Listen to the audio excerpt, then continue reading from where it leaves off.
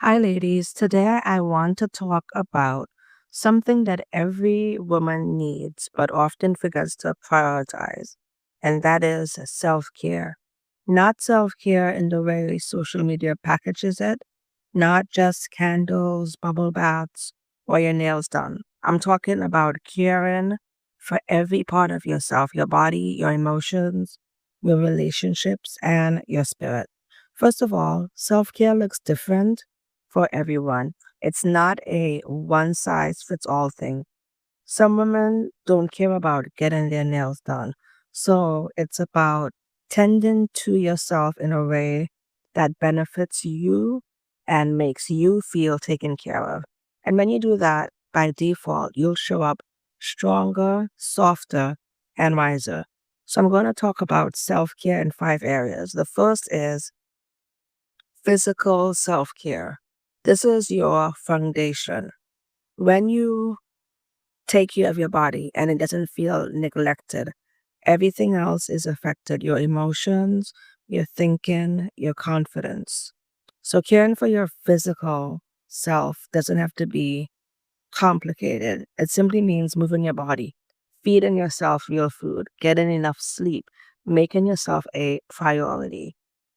You can't say you want to look good, but never move your body or take care of the body you're blessed with. And if you have an unexpected or unexplained health issue, please go to the doctor to check it. Delaying the doctor, I know some of us do that because we're thinking of the money, but sometimes it leads to really dire situations. Many of us either know someone who, there were complications because they delayed going to the doctor or experienced it themselves. Even stress management belongs here.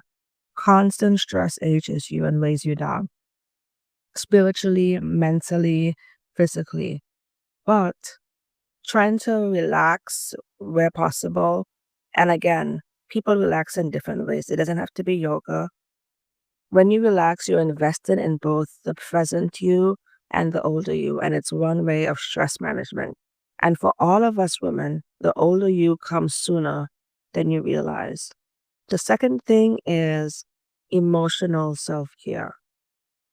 Let's learn to regulate our inner world. We hear our kids being told, to self regulate. If you have a younger child, you as an adult also need to self regulate and not have other people and situations easily affecting your emotions. Needs to be actual boundaries you have in the outer world and also boundaries on your inner world. Not everyone has access, and that includes family members. That's basically should be your motto because people will basically do what they can if it benefits them, regardless of, the relationship that they have with you. Whether it's family members, friends, your children, whoever, always have boundaries. Have practices also that support your inner world.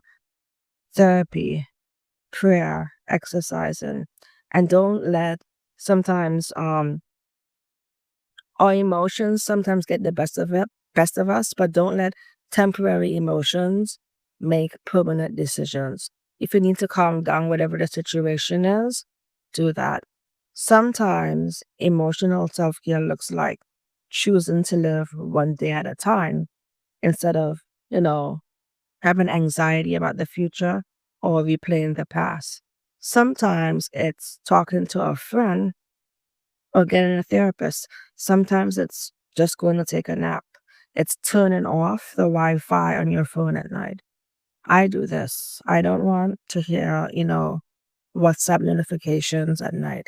And anyone, if they really want to reach me, they can call me directly. So, emotional self care, it's about keeping connected to yourself. And that means filtering out people and filtering out situations. The third thing is social self care. Your connections matter more than you think. We're not designed to go through life alone. Even the most introverted woman needs some level of support. some form of community or companionship. Otherwise, life becomes heavier than it needs to be. Now, it doesn't mean you need a huge friend group or brunch dates on weekends because most of us don't have that. What you do need are a few people who you trust, people who you can talk to and feel safe around. So, social self care is choosing relationships that pour into you and being intentional about who you let close to you. And please nurture these relationships before you actually need them. Don't wait until life is falling apart to start checking in on people. And with all of this, remember boundaries. You can be warm and soft and feminine and still say, I need some space, or no, I can't do that. Even if you are developing your friendship or your relationship with people, you always have the right to say no.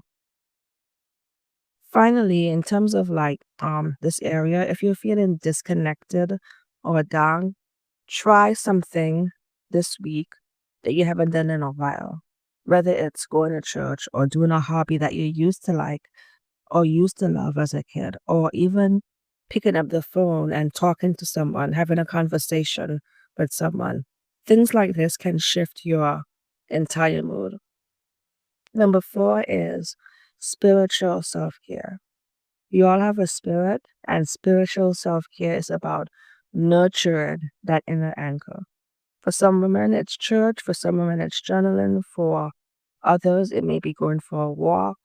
You know what grounds you and what makes you feel better. So, spiritual self care, it doesn't have to be dramatic. It can be saying, God, help me today because you're having a tough day. It can be reading something uplifting before going to bed. Start doing that instead of scrolling TikTok. The goal is peace and clarity and reconnecting with a version of you that isn't influenced by the world. In many ways, it's shutting out the world to connect with yourself, connect with God, and just feel better about life.